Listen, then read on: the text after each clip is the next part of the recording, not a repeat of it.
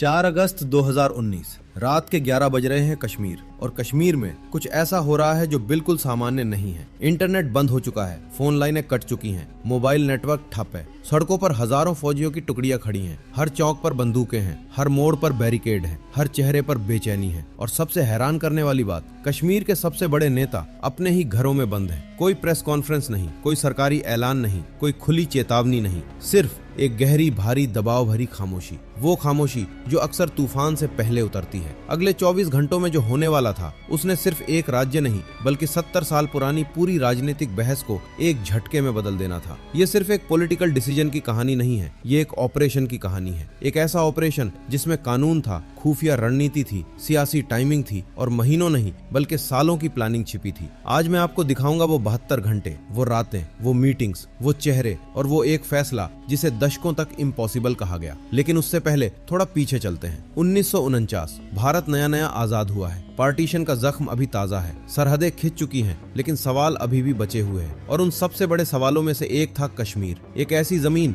जिस पर दो मुल्क अपना हक जता रहे थे। एक तरफ भारत, दूसरी तरफ पाकिस्तान। हालात नाजुक थे, दबाव बहुत था, और इसी बीच एक संवैधानिक व्यवस्था बनाई गई। जम्मू और कश्मीर भारत का हिस्सा तो होगा, लेकिन एक खास दर्जे के साथ। यहीं से जन्म हुआ आर्टिकल 370 का। आर्टिकल 370 एक ऐसा प्रावधान जिसने जम्मू कश्मीर को भारत के बाकी राज्यों से अलग पहचान दी। उसका अपना कॉन्स्टिट्यूशन हो सकता था, उसका अपना झंडा हो सकता था, उसके अपने कानून हो सकते थे। भारत का हर कानून वहाँ सीधे लागू नहीं होता था। कोई बाहरी व्यक्ति वहाँ आसानी से जमीन नहीं खरीद सकता था, कोई बाहरी जाकर वहाँ स्थायी रूप से बस नहीं सकता था। साल दर साल, दशक दर दशक यही व्यवस्था चलती रही। लेकिन इस व्यवस्था के साथ एक और चीज भी चलती रही, तनाव, अशांति, आतंकवाद, सीमा पार से दखल, राजनीतिक अस्थिरता। हजारों जवान शहीद हुए, असंख्य परिवार टूटे, आम लोग पिसते रहे, हमले होते रहे, कर्फ्यू लगता रहा। और दिल्ली में बैठी हर सरकार लगभग एक ही बात कहती रही, आर्टिकल 370 हटाना नामुमकिन है, बहुत मुश्किल है, कानूनी रूप से जोखिम भरा है, राजनीतिक रूप से विस्फोटक है, अंतर्राष्ट्रीय स्तर पर संवेदनशील है। लेकिन दिल्ली की सत्ता के भीतर एक ऐसा आदमी भी था जो इन बातों को सुनता जरूर था मगर जवाब नहीं देता था। वो बोलता कम था, सोचता ज्यादा था, और जब सबको लगता था कि मामला ठंडा पड़ गया है, तब शायद वो अंदर ही अंदर पूरी बिसात बिछा रहा था। उसका नाम था अजीत डोभाल। 2014 नरेंद्र मोदी भारत के प्रधानमंत्री बनते हैं, और उनके साथ राष्ट्रीय सुरक्षा ढांचे में एक ऐसा नाम और मजबूत होकर उभरता है जिसे आम जनता भले कम जानती हो, लेकिन सत्ता के गलियारों में उसका वजन बहुत बड़ा था। Ajit Doval, national security adviser, एक ऐसा आदमी जिसकी छवि कैमरों से दूर रहने वाले लेकिन पर्दे के पीछे कठिन फैसले तैयार करने वाले रणनीतिकार की रही। कहा जाता है उन्होंने अपने करियर में कई बेहद संवेदनशील मिशंस पर काम किया। सर्जिकल स्ट्राइक्स के बाद उनका नाम और भी ज्यादा चर्चा में आया, और अब उनके सामने एक और बड़ा सवाल था, क्या वो चीज जिसे 70 साल तक कोई सरकार हाथ नहीं लगा सकी अब बदली जा सकती है। 2019 की शुरुआत होती है, लोकसभा चुनाव होते हैं, नतीजे आते हैं, बीजेपी भारी बहुमत के साथ फिर से सत्ता में लौटती है, नरेंद्र मोदी दूसरी बार प्रधानमंत्री बनते हैं, अमित शाह गृह मंत्री बनते हैं, और यहीं से दिल्ली की सत्ता के भीतर एक बेहद महत्वपूर्ण फेज शुरू होता है। बताया जाता है कि ऊपर ऊपर से सब सामान्य दिख रहा था, लेकिन भीतर कई स्तरों पर तेजी से तैयारी चल रही थी। सबसे बड़ा सवाल था, अगर आर्टिकल 370 हटाना है तो कैसे? क्योंकि ये सिर्फ राजनीतिक इच्छा का मामला नहीं था, ये संविधान का मामला था, कानून का मामला था, संसदीय प्रक्रिया का मामला था, और सबसे बढ़कर टाइमिंग का मामला था। बहुत से एक्सपर्ट्स का मानना था कि आर्टिकल 370 को हटाना सीधा और आसान नहीं है। कई लोग कहते थे कि ये लगभग इम्पॉसिबल है, क्योंकि इसका संबंध जम्मू और कश्मीर की कॉन्स्टिट्यूएंट असेंबली से जोड़ा जाता था, और वो कॉन्स्टिट्यूएंट असेंबली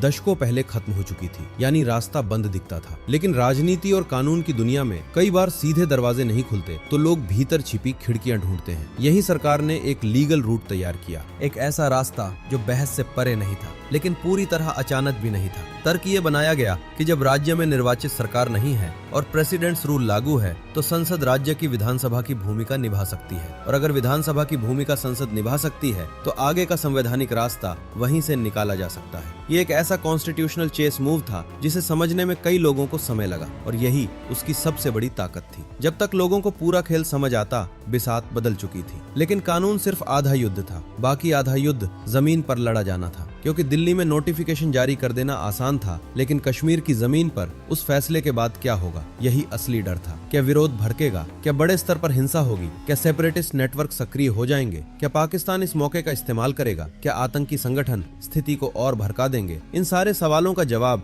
फैसला होने से पहले चाहिए था और यहीं से ऑपरेशन का सबसे सेंसिटिव हिस्सा शुरू हुआ। जुलाई 2019 कश्मीर में अचानक अतिरिक्त सैन्य हलचल दिखने लगती है। पहले हजारों अतिरिक्त जवान भेजे जाते हैं, फिर और जवान, फिर और डिप्लॉयमेंट। मीडिया सवाल पूछता है, आखिर हो क्या रहा है? इतनी बड़ी मूवमेंट क्यों? आधिकारिक जवाब आता है, अमरनाथ यात्रा की सुरक्षा, रूटीन डिप्लॉयमेंट। लेकिन अक्सर इतिहास की सबसे बड़ी चालें रूटीन कहकर ही छिपाई जाती हैं। जमीन पर मैपिंग शुरू थी, कहां टेंशन बढ़ सकती है, कौन से इलाके सबसे सेंसिटिव हैं, किस नेता का असर किन इलाकों में है, किस नेटवर्क को पहले न्यूट्रलाइज करना होगा, कहां कम्युनिकेशन बंद करना पड़ेगा, कहां फोर्स पहले तैनात करनी होगी। एक एक बिंदु सिर्फ सोचा नहीं गया बल्कि पहले से कैलकुलेट किया गया। अब अगला कदम था आवाजों को रोकना अनाउंसमेंट से पहले। 4 अगस्त 2019 दिन भर कश्मीर में बेचैनी बढ़ती जाती है। लोगों को महसूस होने लगता है कि कुछ बड़ा होने वाला है। अमरनाथ यात्रा रोक दी जाती है। पर्यटकों और छात्रों को इलाका छोड़ने की सलाह दी जाती है। ये असामान्य था, बहुत असामान्य। फिर आते हैं वो घंटे जो पूरी कहानी के सबसे निर्णायक घंटे बन जाते हैं। शाम ढलती है, रात बढ़ती है और कश्मीर के बड़े राजनीतिक चेहरे अचानक सीमित कर दिए जाते हैं।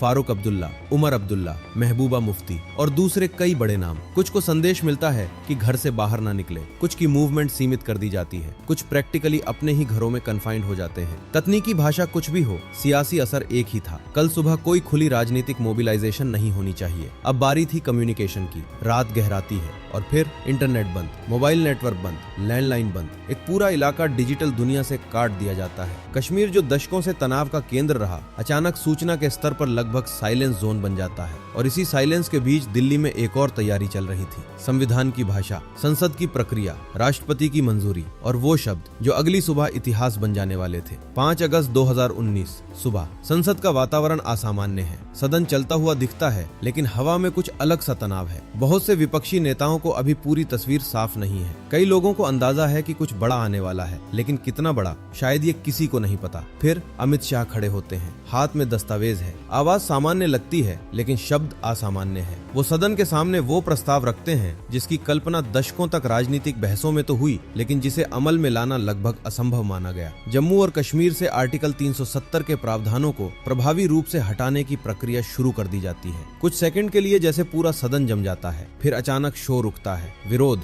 नारे, आरोप, ये असंवैधानिक है, ये संघवाद पर हमला है, ये लोकतंत्र की हत्या है। लेकिन सत्ता पक्ष का जवाब साफ था, प्रक्रिया पूरी की जा चुकी है, राष्ट्रपति आदेश जारी हो चुका है, संसदीय रास्ता अपनाया जा चुका है और सबसे अहम, फैसला अब सिर्फ बहस नहीं रहा, वो हकीकत बन चुका था। 70 साल पुराना ढांचा कुछ मिनटों में बदल गया और उसी के साथ एक और बड़ा कदम उठा, राज्य का पुनर्गठन। जम्मू और कश्मीर और लद्दाख नए प्रशासनिक ढांचे में रखे गए। ये सिर्फ आर्टिकल 370 की कहानी नहीं रही, ये भारतीय संघीय ढांचे के भीतर एक बहुत बड़ा रीस्ट्रक्चरिंग मोमेंट बन गया। लेकिन असली सवाल अब भी वही था, बाहर क्या हो रहा है? कश्मीर में लोगों तक खबर धीरे धीरे पहुंच रही थी। कोई व्हाट्सएप नहीं, कोई लाइव स्ट्रीम नहीं, कोई खुला इंटरनेट रिएक्शन नहीं। लोग एक दूसरे से सुन रहे थे, फुसफुसाहटों से, स्थानीय सूचनाओं से, सुरक्षा बलों की मौजूदगी देखकर, सन्नाटे से। घरों में टीवी हो तो टीवी से, वरना अफवाहों से। सड़कों पर हर जगह बंदोबस्त था, हर संवेदनशील इलाका पहले से घेरे में था। और यही वो पॉइंट था जहां उस पूरी प्लानिंग की सबसे बड़ी परीक्षा थी। क्या बड़े पैमाने पर विस्फोट होगा? क्या घाटी जल उठेगी? क्या हालात काबू से बाहर चले जाएंगे?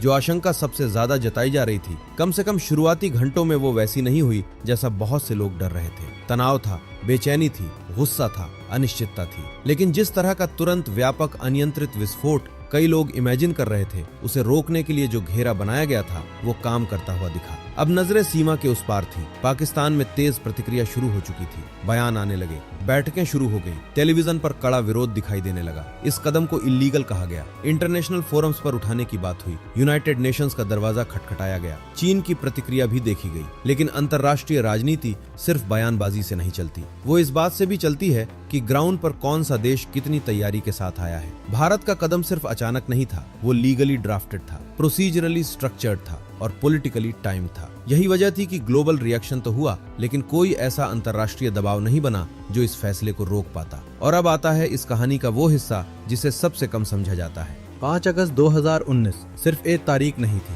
वो एक एंड पॉइंट था, एक लंबे प्रोसेस का एंड पॉइंट। ऐसा नहीं था कि ये सब एक हफ्ते में तय हुआ हो, ऐसा भी नहीं था कि सिर्फ चुनाव जीतते ही अगले दिन फैसला कर लिया गया हो। कई विश्लेषकों और रिपोर्ट्स के अनुसार इसकी ग्राउंड वर्क काफी पहले से बननी शुरू हो चुकी थी। लीगल ऑप्शंस पर काम, पॉलिटिकल सिनारियोस का एनालिसिस, सिक्योरिटी आर्किटेक्चर की तैयारी, सेंसिटिव एक्टर्स की प्रोफाइलिंग, इंटरनेशनल रिस्पॉन्स की रीडिंग, कम्युनिकेशन लॉकडाउन की फीजिबिलिटी, सब कुछ एक बड़े ऑपरेशन की तरह, जो दिखता कम था चलता ज्यादा था। और शायद यही इसकी असली ताकत थी, साइलेंस, सीक्रेटरी, सरप्राइज। इसी बीच उमर अब्दुल्ला जैसे नेताओं के बयान बाद में बार बार चर्चा में आए। कश्मीर के कई बड़े राजनीतिक चेहरों को उस रात तक पूरी स्पष्टता नहीं थी कि अगली सुबह इतिहास किस दिशा में मुड़ने वाला है। उनके लिए भी ये सिर्फ एक अनाउंसमेंट नहीं थी, ये एक पॉलिटिकल एरा का अंत था। अगले कई महीनों तक डिटेंशंस, रिस्ट्रिक्शंस और शटडाउन्स कश्मीर की जिंदगी का हिस्सा बने रहे। इंटरनेट शटडाउन लंबा चला, इतना लंबा कि दुनिया भर में इस पर बहस हुई। राइट्स ग्रुप्स ने सवाल उठाए, सिक्योरिटी जस्टिफिकेशन दी गई, आजादी, व्यवस्था, संविधान, मानवाधिकार, संघवाद, हर तरफ से बहस शुरू हो गई। और सच यही है, 5 अगस्त 2019 का फैसला सिर्फ एक कानूनी घटना नहीं था, ये एक नेशनल सिक्योरिटी इवेंट भी था, एक कॉन्स्टिट्यूशनल इवेंट भी, एक पॉलिटिकल इवेंट भी और एक साइकोलॉजिकल इवेंट भी। क्योंकि 70 साल तक जिस चीज को अनटचेबल माना गया वो अचानक अनटचेबल नहीं रही। बाद में ये मामला सुप्रीम कोर्ट पहुंचा, लंबी बहसें हुई, संविधान की व्याख्या हुई, इतिहास का हवाला दिया गया, राजनीतिक मंशा पर सवाल उठे, कानूनी रास्ते पर तर्क दिए गए और 2023 में सुप्रीम कोर्ट ने सरकार के फैसले को वैध माना। इससे उस पूरी कार्रवाई को एक और संस्थागत मजबूती मिल गई। लेकिन इस कहानी को सिर्फ जीत या हार की भाषा में समझना बहुत आसान कर देना होगा, क्योंकि असली सवाल अब भी कई हैं। क्या इससे कश्मीर की सारी समस्याएं खत्म हो गईं? नहीं। क्या इससे हर बहस बंद हो गई? नहीं। क्या इससे ग्राउंड रियलिटीज तुरंत बदल गईं? नहीं। लेकिन क्या ये एक ऐतिहासिक टर्निंग पॉइंट था? बिल्कुल। और शायद यही इसकी सबसे बड़ी सच्चाई है। इतिहास में कुछ फैसले ऐसे होते हैं जो सिर्फ उसी दिन असर नहीं दिखाते, उनकी गूंज सालों तक सुनाई देती है। 5 अगस्त 2019 ऐसा ही एक दिन था। एक आर्टिकल जो कभी टेम्पररी अरेंजमेंट कहा गया था, एक दिन देश की सबसे बड़ी संसद में नई व्याख्या के साथ खड़ा किया गया और फिर प्रभावी रूप से हटा दिया गया। 70 साल की बहस, चारों तरफ अनसर्टेनिटी, कानूनी उलझने, राजनीतिक डर, अंतरराष्ट्रीय नजरें, और फिर भी फैसला हो गया। क्यों? क्योंकि कुछ फैसले सिर्फ नीयत से नहीं होते, उनके लिए टाइमिंग चाहिए, स्ट्रक्चर चाहिए, सेक्रेटरी चाहिए और सबसे बढ़कर एग्जीक्यूशन चाहिए। और इस पूरी कहानी में अगर एक चीज सबसे ज्यादा दिखती है तो वो है साइलेंस एज स्ट्रेटेजी। कई सालों की चुप्पी, कई स्तरों की तैयारी और फिर एक सुबह, एक सदन, कुछ दस्तावेज, कुछ शब्द और इतिहास बदल गया। आप इस फैसले से सहमत हो या असहमत, उसे सही माने या गलत, एक बात से इनकार करना मुश्किल है, जो इम्पॉसिबल कहा गया था वो हुआ। और वो ऐसे नहीं हुआ कि बस घोषणा कर दी गई, वो हुआ क्योंकि कुछ लोग बहुत पहले से उस दिन की तैयारी कर रहे थे, चुपचाप, लगातार, बिना शोर के। यही वो क्षण थे जहां इंटेलिजेंस, कानून, राजनीति और टाइमिंग एक ही दिशा में खड़े दिखाई दिए। और शायद यही वजह है कि 4 अगस्त 2019 की वो रात आज भी भारत की राजनीतिक और सुरक्षा इतिहास की सबसे रहस्यमयी, सबसे तनावपूर्ण और सबसे निर्णायक रातों में